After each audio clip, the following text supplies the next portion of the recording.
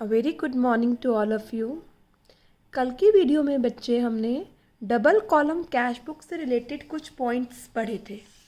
आज हम उस पॉइंट्स को अप्लाई करने वाले हैं इलस्ट्रेशन नंबर 6 में। यहाँ पर मैंने फॉर्मेट बनाया है डबल कॉलम कैश बुक का। ये मेरी डेबिट साइड है। ऑलराइट, डेबिट साइड में कॉलम है date, particulars, voucher number, ledger folio, cash, bank. एक कॉलम का एडिशन हुआ है यहाँ बैंक का। सिमिलरली सारे कॉलम्स मैंने किस साइड बनाए हैं? Credit side. और यहाँ पर मैं लिख रही हूँ ये क्या है? क्रेडिट। आपको वही बेसिक रूल याद रखना है, जब भी कैश या बैंक में पैसा आएगा डेबिट, जब भी कैश या बैंक से पैसा जाएगा credit. Alright, one by one कर हम शुरू करते हैं इलस्ट्रेशन नंबर 6 की ट्रांजैक्शन। जनवरी 1 को आपके पास cash in hand and cash at bank है, तो जनवरी 1 जो बैलेंस है उसे वर्ड लिखते हैं बैलेंस BD। कैश है आपका 4000 और बैंक का बैलेंस है 12000। आगे आता है गुड सेल किया है आपने कैश पर, गुड सोल्ड फॉर कैश। बेटा कैश आ गया, वर्ड क्या लिखेंगे? टू सेल्स अकाउंट और कॉलम किसका लेंगे? कैश का। ऑलराइट, आगे चलते हैं। Receive from Suresh, cash receive है, कुछ कह नहीं रखा तो जनवरी 5 को आपने क्या लिखा? टू सुरेश। कैश कॉलम में कितना? 2500।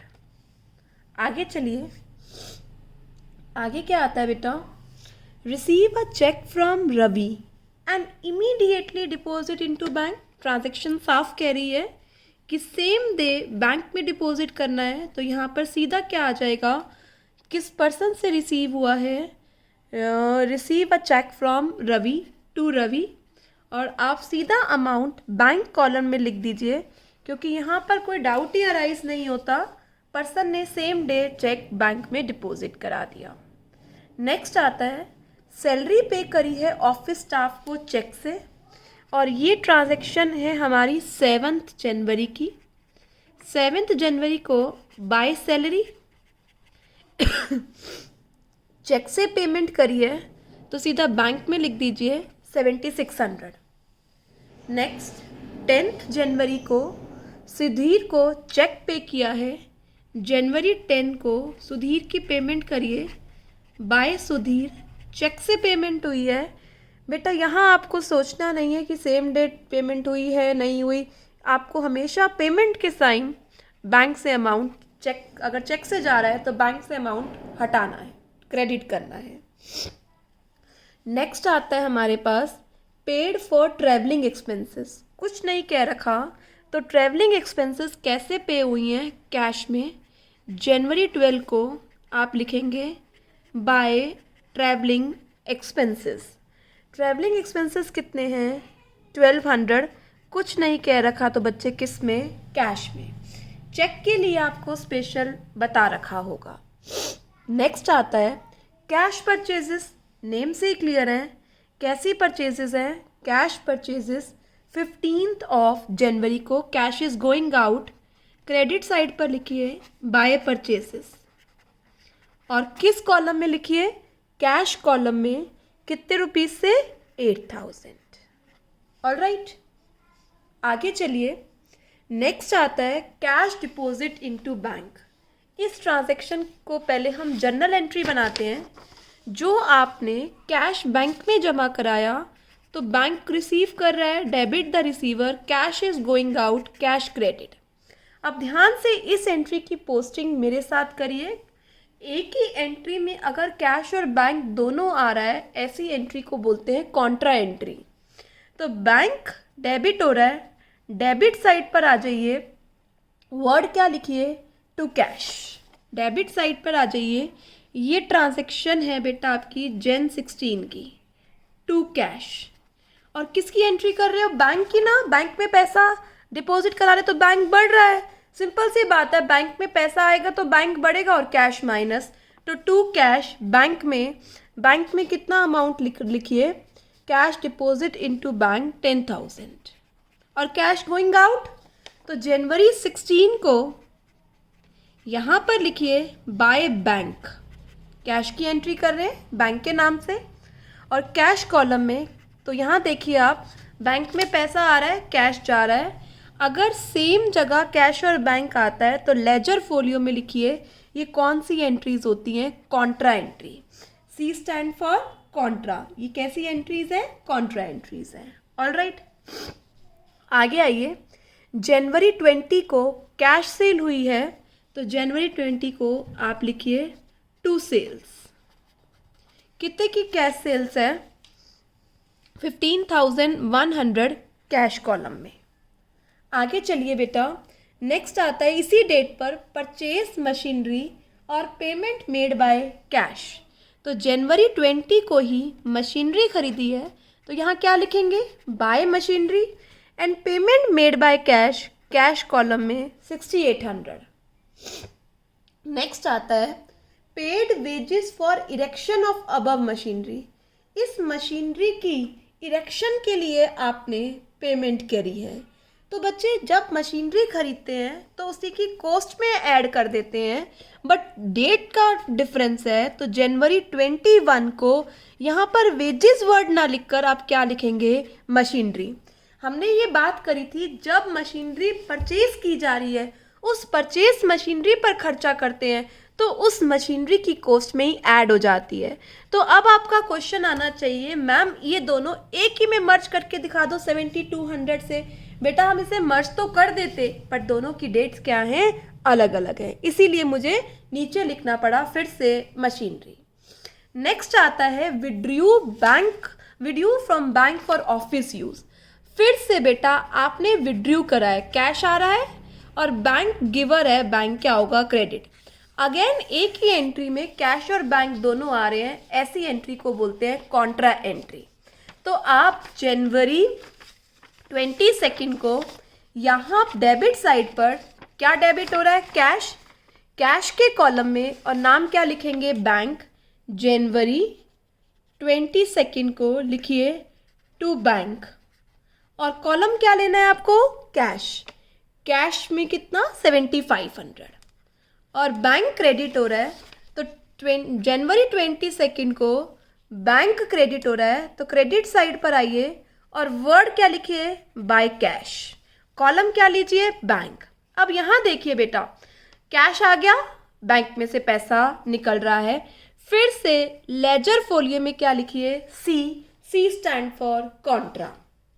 ऑलराइट बच्चे, आगे प्रोसीड करते हैं। Receive a cheque from Anil and deposit into bank. Anil से चेक आया और सेम डे डिपॉजिट कर दिया, तो बच्चे इसको सेम डे बैंक में ही डाल दें।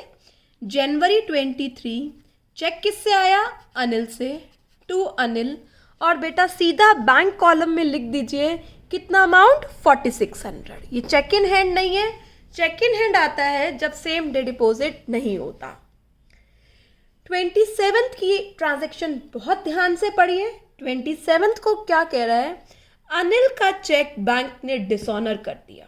बेटा अनिल का चेक डिसऑनर किसी भी वजह से हो सकता है अनिल के अकाउंट में पैसा ना हो सकता है सिग्नेचर मैच ना कर रहे हो सकता है अमाउंट क्लियरली ना हो सकता है कोई कटिंग कर रखी हो, तो किसी भी कारण डिसऑनर हो सकता है। तो अनिल से चेक आया तो आपने डेबिट में लिखा, अब वही चेक डिसऑनर हो रहा है तो आप क्या करेंगे, बैंक में से वो पैसा हटा देंगे। मतलब 27 जन को बाय अनिल, ये क्या है, डिसऑनर ऑफ चेक, और किस कॉलम में लिख देंगे, बैंक कॉलम में। सेम अमाउंट यहाँ आया था और वापस चेक चला गया। ऑलराइट, एक कंप्यूटर पे परचेज किया है और पेमेंट करी है चेक से। तो बेटा कंप्यूटर परचेज किया है, इसे बोलते हैं ऑफिस इक्विपमेंट। तो क्या लिखें, बाय ऑफिस इक्विपमेंट। चेक से पेमेंट हुई है, बैंक कॉलम में कितना, 8000 रुपये। चैरिटी पे किया है तो 30 जन को आपने चैरिटी की पेमेंट लिखी है, बाय चैरिटी। कुछ नहीं कह रखा तो कैसे पे किया है, कैश में। कितने रुपीस, 120। नेक्स्ट आता है पेड इनटू बैंक 12,000। फिर से आपने बैंक में जमा कराया। क्या एंट्री होगी? Bank is receiver, cash is going out, तो क्या एंट्री होगी? Bank to cash. तो आप डेबिट साइड पर आ जाइए जनवरी 31 को और क्या लिखिए? टू कैश, और कॉलम किसका लिखे बेटा? बैंक कितना? 12,000। ऐसे ही कैश क्रेडिट हो रहा है, क्रेडिट साइड पर आ जाइए जनवरी 31, क्रेडिट साइड पर आ जाइए, लिखिए बाय बैंक, और कॉलम किसका लिखेंगे? Cash, cash is going out. फिर से एक ट्रांजैक्शन में कैश और बैंक आ रहा है, इसे क्या बोलते हैं? Contra entry. ऑलराइट, तो यहाँ पर हमारी सारी ट्रांजैक्शन कंप्लीट हो गई। फिर से वैसे ही करना है जैसे बेटा मैंने आपको वन कॉलम या सिंगल कॉलम में सिखाया था। ये सारी आपकी रिसीट्स हैं, यहाँ पर लिखो टोटल रिसीट्स। ये सारी पेमेंट्स हैं, यहाँ पर लिखो टोटल पेमेंट। कैश कॉलम का टोटल करो 42,300, बैंक कॉलम का टोटल करो 45,000। ऐसे ही बेटा यहाँ भी कैश कॉलम का टोटल करो 38,520, बैंक कॉलम का टोटल करो। कर लिया बच्चे? अब रिसीट ज़्यादा है, पेमेंट कम है, तो यहाँ पर लिखिए बाय बैलेंस CD। 42,300 में से 38,520 माइनस कर दीजिए, ये बैलेंस आ रहा है। ऐसे ही 45,000 का बैंक में पैसा आया था, 32,700 की पेमेंट हो गई, तो बैंक में कितने पैसे पड़े हैं? तो 12,300। अब हमारे पास इस अमाउंट का कैश है और ये बैलेंस हमारे बैंक में है।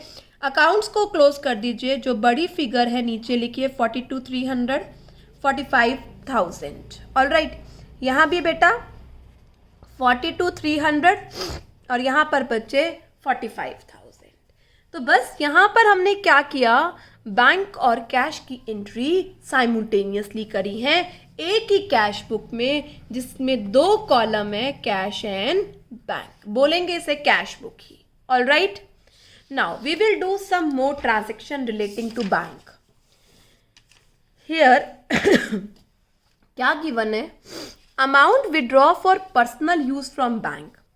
अगर आपने पर्सनल यूज के लिए विड्रॉ किया है तो क्या एंट्री होती है? एंट्री होती है drawings account debit to bank. तो जब आप कैश बुक बनाएंगे बैंक की क्रेडिट साइड पर आप क्या लिखेंगे? बाय ड्रॉइंग्स, और अमाउंट किस में लिखेंगे? बैंक कॉलम में। ऑलराइट, ये कॉन्ट्रा एंट्री नहीं है क्योंकि यहाँ पर आपने अमाउंट विड्रॉ किया है अपने पर्सनल यूज के लिए। Now next, endorsement of cheque. Endorsement का मतलब क्या है? ध्यान से सुनिए। सपोज कीजिए आपको ए से एक चेक रिसीव हुआ है, आपने बैंक में जमा नहीं कराया, आपने किसी और की पेमेंट करनी है, लेट अस सपोज बी की पेमेंट करनी है, आपने वो चेक बी को दे दिया, ठीक है? तो उसे बोलते हैं एंडोर्समेंट ऑफ चेक। क्या बोलते हैं? Endorsement of cheque. जिस दिन ए से चेक आया था आपने एंट्री करी, चेक इन हैंड किससे आया? ए से। अब वो चेक आपने बी को दे दिया, आपने एंट्री करी debit the receiver is B, और what is going out? Cheque in hand is going out. Alright, तो एंडोर्समेंट की एंट्री क्या हो गई? B to cheque in hand.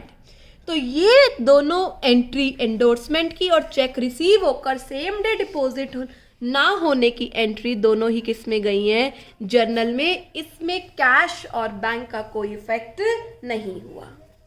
Next आता है बैंक चार्जेस। बेटा बैंक अपनी सर्विसेज देता है जिसके लिए अपने कस्टमर से वो चार्ज करता है, तो कैश बुक के क्रेडिट साइड पर आएगा बाय बैंक चार्जेस, और किस कॉलम में? बैंक कॉलम में। ऑलराइट, नेक्स्ट आता है बैंक कई बार चार्ज लेता है डिसऑनर चेक पे। बेटा आपने क्यों ऐसा चेक जमा कराया जो ठीक नहीं है, तो बैंक उसके भी चार्जेस लेता है। तो वो चार्जेस डिसऑनर चेक में क्या हो जाते हैं? ऐड हो जाते हैं। Alright, expenses charge by bank on dishonour cheque will be added to the amount of dishonour cheque itself. आगे चलते हैं। अमाउंट एक कस्टमर ने बैंक अकाउंट में डायरेक्टली जमा करा दिया। मेरे बैंक अकाउंट में रवि ने अपने आप चेक जमा करा दिया, तो मैं क्या लिख दूंगी? मेरे पास रवि से चेक आया और बैंक कॉलम में उसकी एंट्री कर दूंगी। ऑलराइट, नेक्स्ट आता है interest allowed by bank. Sometimes नहीं, ऐसा होता है 6 मंथ्स के बाद बैंक हमारे आउटस्टैंडिंग बैलेंस पे हमें इंटरेस्ट देता है सेविंग पर, तो वो इंटरेस्ट हमें रिसीव हो रहा है तो बैंक बढ़ जाएगा, डेबिट साइड पर बैंक कॉलम में टू इंटरेस्ट इंक्लूड हो जाएगा। ऐसे ही हो सकता है बैंक हमसे इंटरेस्ट चार्ज करे। अगर बैंक हमसे इंटरेस्ट चार्ज कर रहा है तो हमारा बैंक बैलेंस कम हो जाएगा, तो हम बाय इंटरेस्ट लिखेंगे क्रेडिट साइड पर और किस कॉलम में, बैंक कॉलम में। बैंक कब इंटरेस्ट चार्ज करता है, जब हो सकता है आपका ओवरड्राफ्ट बैलेंस हो तो बैंक आपसे इंटरेस्ट चार्ज करेगा। तो शॉर्टली एक बार फिर से रिवाइज करते हैं। अगर आप अमाउंट ड्यू कर रहे हैं पर्सनल यूज़ के लिए तो बच्चे बैंक कॉलम में credit side, endorsement of cheque है कोई एंट्री नहीं होगी, बैंक चार्जेस है credit side of cash book, bank charges on dishonoured cheque है इसी में जुड़ जाएगा बेटा, अमाउंट किसी कस्टमर ने डायरेक्टली जमा करा दिया डेबिट साइड, इंटरेस्ट दे रहा है bank debit side, interest charge कर रहा है bank credit side bank column में। Hope you understand this transaction. Let us apply this transaction in next illustration. Come to illustration number 7. Start doing with me.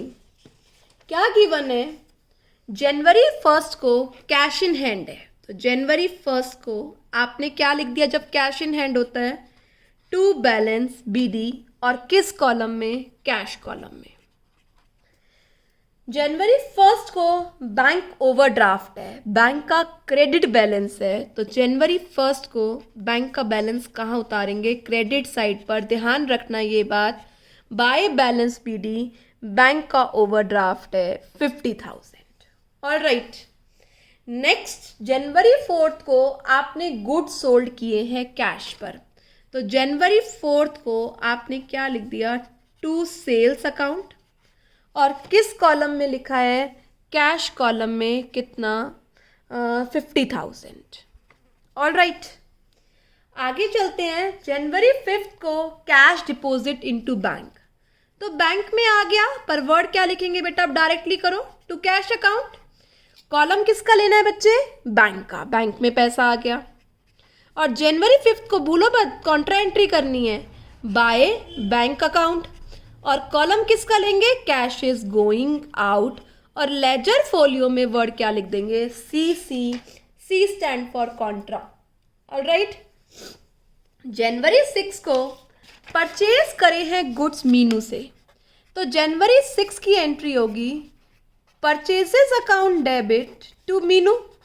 बेटा इसमें तो cash और bank कुछ भी इफेक्ट नहीं हो रहा, तो ये एंट्री जर्नल प्रॉपर में रह जाएगी, जर्नल में रह जाएगी, ये एंट्री कैश और बैंक में नहीं आएगी। नेक्स्ट आता है चेक इशू टू मीनू। बेटा मीनू से परचेज किया था 30,000, अब इसे चेक इशू करें 28,800 का, तो क्या एंट्री होगी चेक इशू करने की, मीनू डेबिट टू बैंक, कम का चेक दिया है तो डिस्काउंट रिसीव्ड।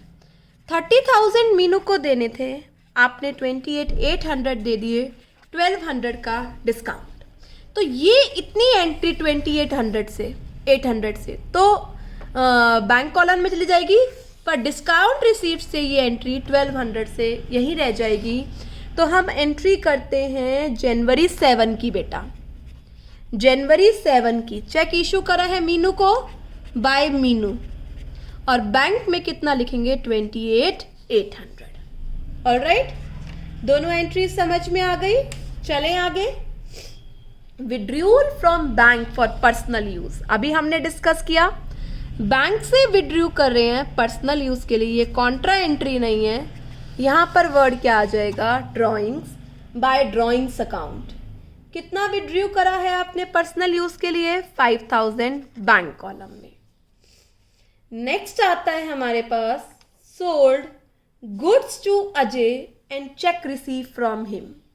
अब ये नहीं पता अजय का चेक 12 जनवरी को जो रिसीव हुआ है वो सेम डे डिपॉजिट हुआ है या नहीं। आगे चेक कर लेते हैं बेटा, 17 जनवरी में आ रहा है, अजय का चेक 17 जन को डिपॉजिट हुआ है।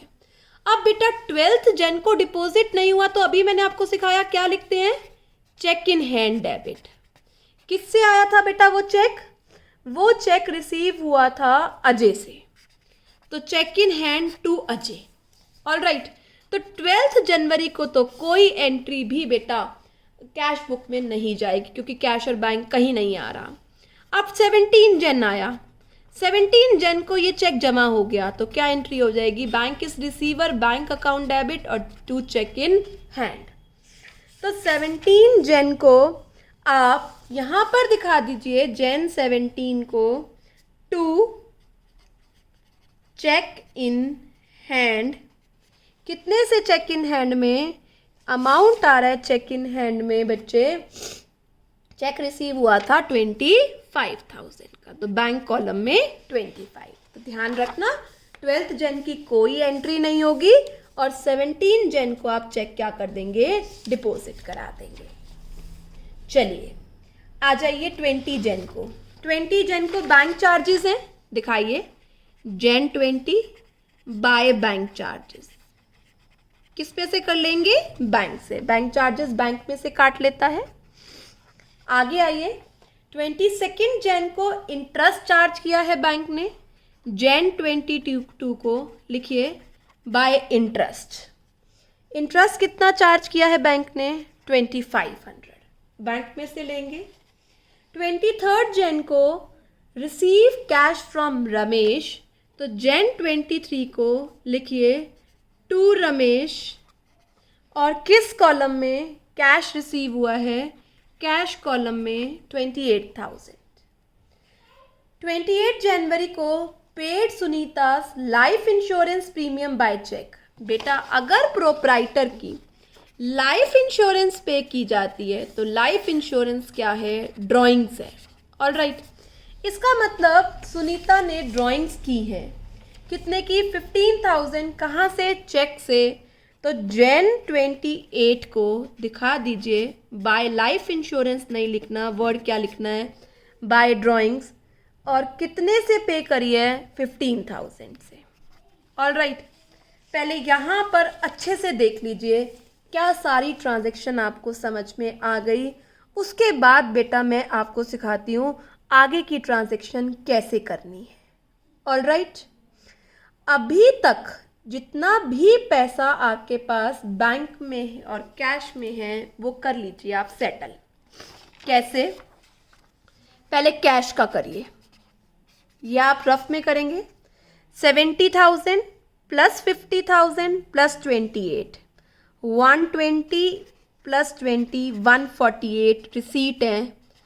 ऐसे ही पेमेंट देखिए, कैश की पेमेंट है 80,000। ऑल राइट, ऐसे ही आइए आप बैंक में। बैंक में रिसीट है 80 एंड 25, 1,05,000। बैंक की पेमेंट नोट करिए कि बैंक की पेमेंट कितनी है बच्चे?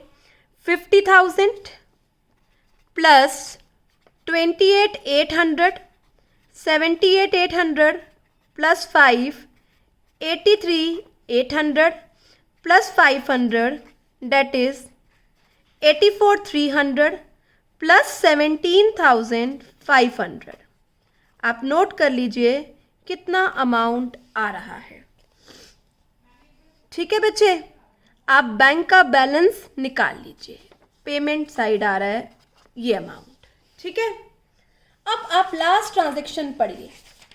लास्ट ट्रांजैक्शन कह रहा है deposited into bank the entire balance after retaining 5,000 into business. क्या कह रहा है आपसे? जितना भी अमाउंट आपके पास पड़ा हुआ है, आपके पास कैश 148 आया, 80,000 की पेमेंट हो गई, आपके पास कैश 68 आया। अब आपसे बोला है कैश 68 में से 5,000 अपने पास रख लीजिए और 63,000 बैंक में जमा करा दीजिए। सबसे पहले आप कैश का बैलेंस निकालेंगे कि कैश आपके पास है कितना। मैंने रिसीट साइड का टोटल किया, पेमेंट साइड का टोटल किया, मेरे पास अवेलेबल कैश 68,000 आ रहा है। 5 का बैलेंस रखना है, तो 63 आप क्या कर दीजिए, जमा करा दीजिए, मतलब एंट्री कर दीजिए 63 की, क्या जमा कराने की, bank account debit to cash, कितने से 63,000। अब आप बैंक कॉलम में आ जाइए, लिखिए टू कैश, कैश गया कितने से, कैश जमा हो गया बैंक में कितने से 63, और यहाँ पर लिखिए बाय बैंक, कैश गया कितने से 63,000, और आपके पास अवेलेबल कैश बच गया 5,000, मतलब आपने रिमेनिंग की क्या कर दी है, कॉन्ट्रा एंट्री, लिखिए सी, और कब करनी है, Jan 31 को, Jan 31 को। ऑल राइट, तो सबसे पहले आपने कैश का बैलेंस निकाला और रिमेनिंग अमाउंट से क्या कर दिया, कॉन्ट्रा। ये मैंने आपको लाइन इसलिए लगाई, अकाउंट बंद नहीं किया बेटा यहाँ पर, ये मैंने आपको समझाने के लिए लाइन लगाई है। तो अब मैं कैश को ख़त्म कर रही हूँ, कैश का टोटल यहाँ 148, यहाँ भी 148, और बैंक का बैलेंस आप निकाल लीजिए, यहाँ का टोटल आ रहा है बैंक का 1,68,000, बैंक का टोटल। अभी हम बैंक वहाँ पर जो किया था उसमें 63 और जोड़ेंगे, 168 में से ये सारा कुछ माइनस करिए, तो बैंक का बैलेंस आ रहा है 66,200, और यहाँ पर लिख दीजिए 168। ये ट्रांजैक्शन समझना बहुत इम्पॉर्टेंट है। कैसे करा, फिर से बताती हूँ। कैश टोटल रिसीट्स कितनी है, कैश की टोटल पेमेंट्स कितनी है, कैश का क्या निकाल लीजिए, बैलेंस। जो आपको रिटेन करना है वो माइनस कर दीजिए, जो एक्स्ट्रा है उससे क्या कर दीजिए, कॉन्ट्रा एंट्री कर लीजिए। आप प्रैक्टिस करेंगे तभी बच्चे आपको ये चीज़ समझ में आएगी। आज का होमवर्क है क्वेश्चन नंबर 6 और 7 आपको करना है बेटा। मैं आपको होमवर्क और जो वीडियो में क्वेश्चन डिस्कस किए हैं वो दोनों ही सेंड कर रही हूँ। All right student, homework timely ख़त्म कीजिएगा। Good bye, take